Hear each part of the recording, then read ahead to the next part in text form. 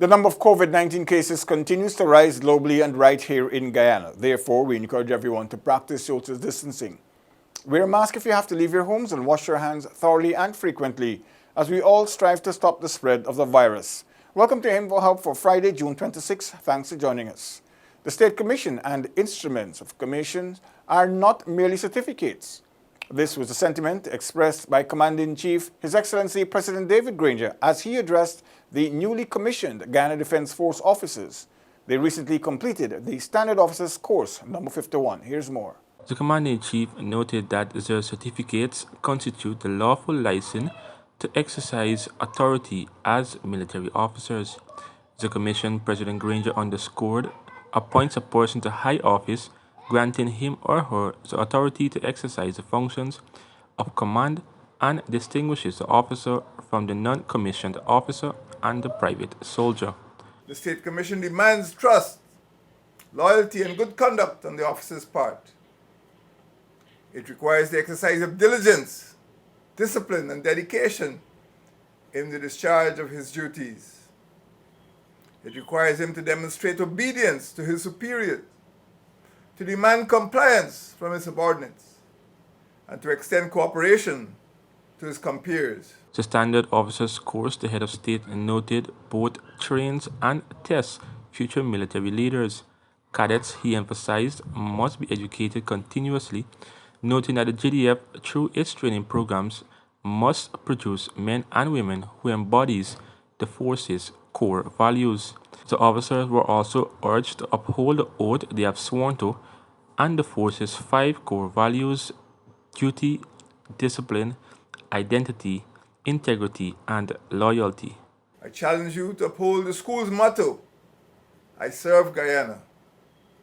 I require that your conduct must be in accordance with the school's 6 maxims: loyalty, honesty, worth, courage, discipline, and steadfastness. He reminded the 25 officers who completed their training at the Colonel Ulrich Pilgrim Officer Cadet School that the aim was to develop character, instill discipline, initiative, and self-confidence, and inculcate the duties of citizenship, loyalty, and patriotism. Isaiah Braffett for InfoHub.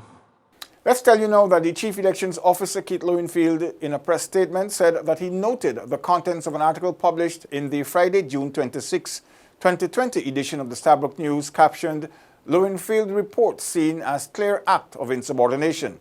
The CEO, in response, said the source who articulated that position seems to have only read the Constitution in part, conveniently, and failed to recognize the sections that dictate the functions of the Chief Elections Officer. Whilst the Commission makes certain policy decisions and provides guidance to the Chief Elections Officer from implementation by the Secretariat, Lowenfield explained that he has to execute his duties as a constitutional officer, particularly in the conduct of elections. He noted further that the contents of the Stabrook News article suggests that the CEO must only act as the Commission instructs and flout the constitutional requirements. At all times, Lowenfield maintains that he has acted in conformity with the laws and therefore his action cannot be seen as a clear act of insubordination as articulated in the article.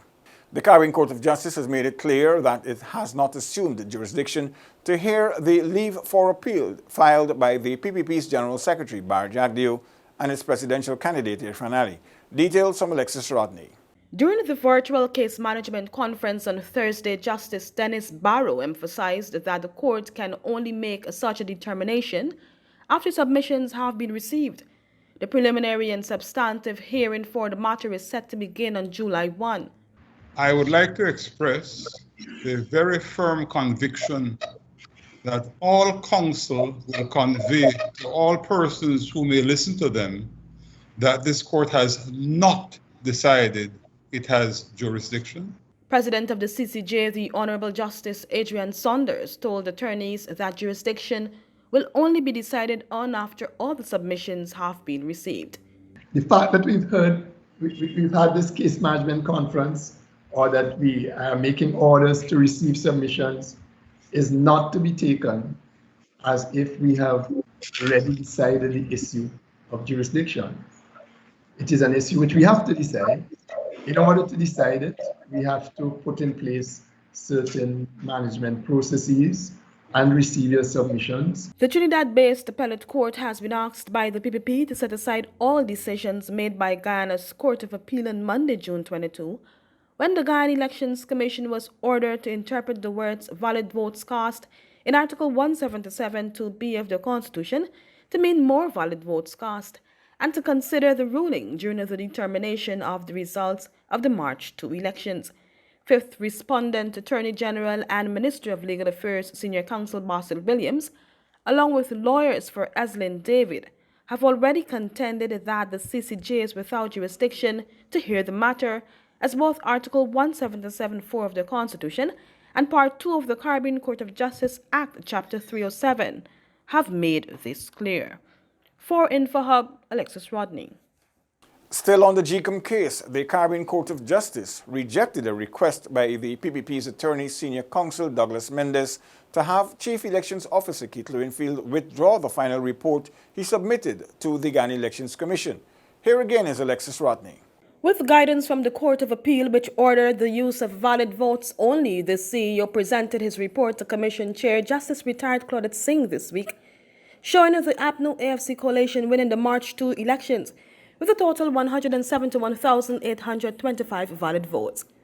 The PPP follows with 166,343 votes, while the joint list of A New United Guyana, the Liberty and Justice Party, and the New Movement together gained 3,348 valid votes.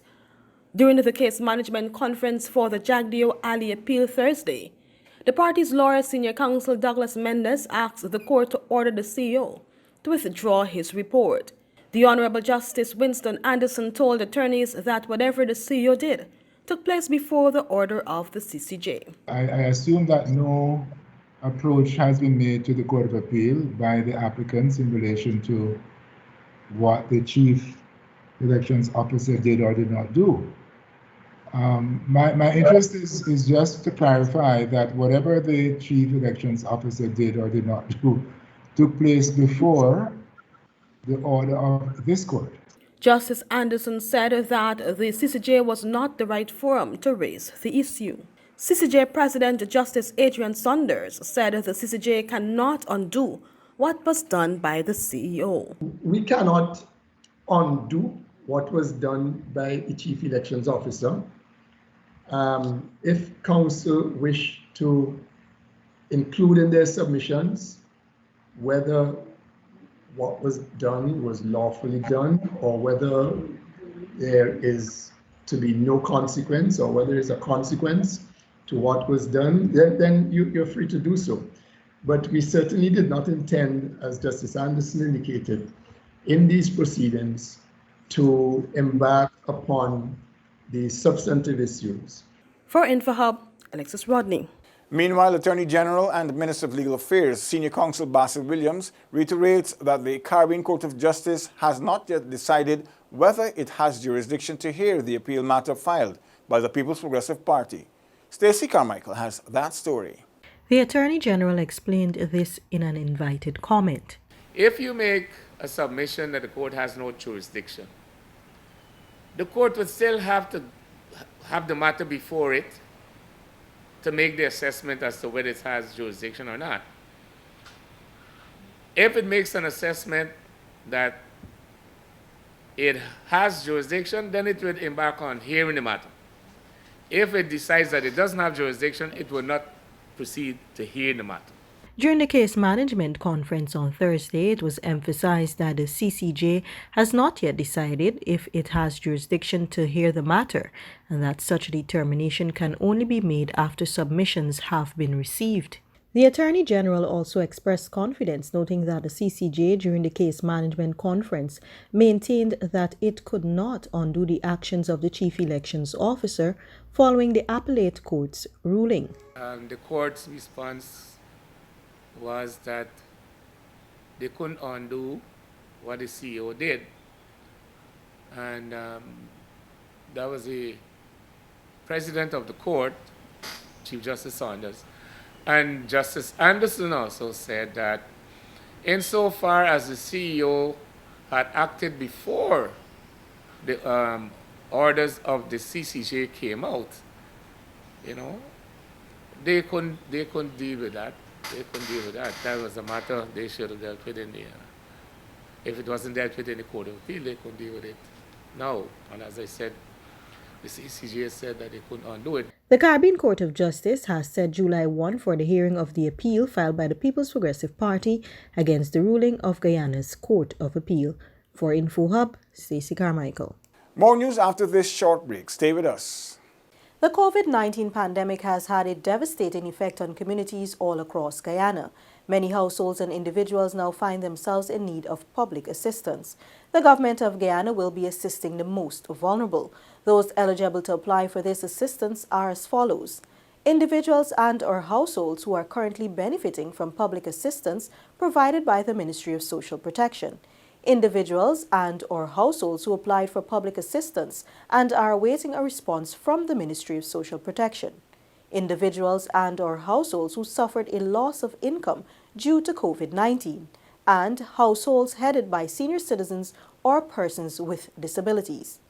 Application forms can be downloaded from the Ministry of Social Protection's website at www.mosp.gov.gy or government.gy/eform/241. For further information, please call these numbers. We are in this together. This is a message from the Government of Guyana. We are here to serve you. Welcome back. A release from the Department of Energy says that Guyana intends to hire an oil marketing trading company in 2020 for the marketing services of the country's crude oil entitlement from the Liza Destiny FPSO vessel. As part of this process, the department issued an invitation for expression of interest in February of 2020. 34 companies replied with expressions of interest. A 5-member evaluation committee was formed and tasked with producing a short list of companies after a detailed check of each firm's expression of interest. According to the Energy Department, this activity was successfully completed and the short list of companies, 19 in total, will progress to the next stage of the procurement process and exclusively and at the same time receive the request for proposal. The Department of Energy says it is looking forward to successfully completing this next phase and appointing a marketing partner. Bartica has recorded its first case of the coronavirus, whilst 10 persons have been quarantined and tested. Delicia Haynes tells us more. According to a release from the Regional Health Officer of Region 7, Dr. Edward Sagala, this is the first resident of Bartica tested positive who has shown the signs and symptoms of the contagious disease.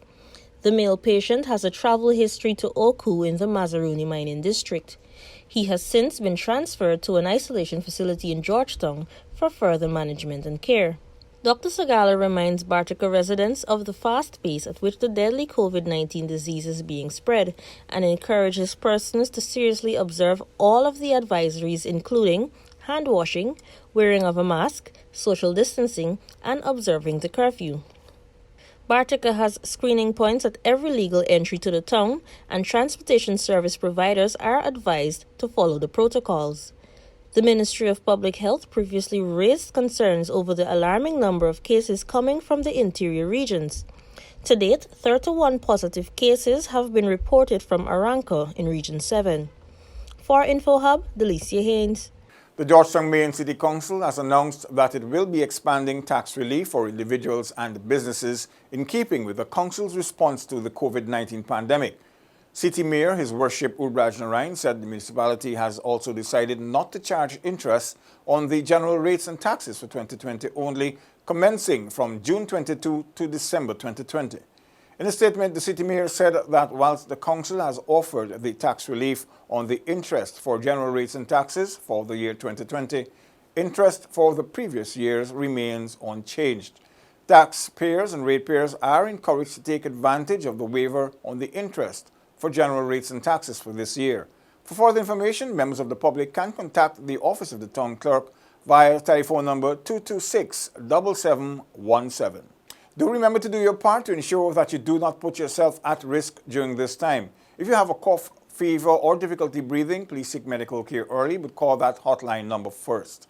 That's all for today. Connect with us on our social media platforms, including WhatsApp, Facebook, YouTube, and Instagram as we bring you the latest and important news related to COVID-19 and much more.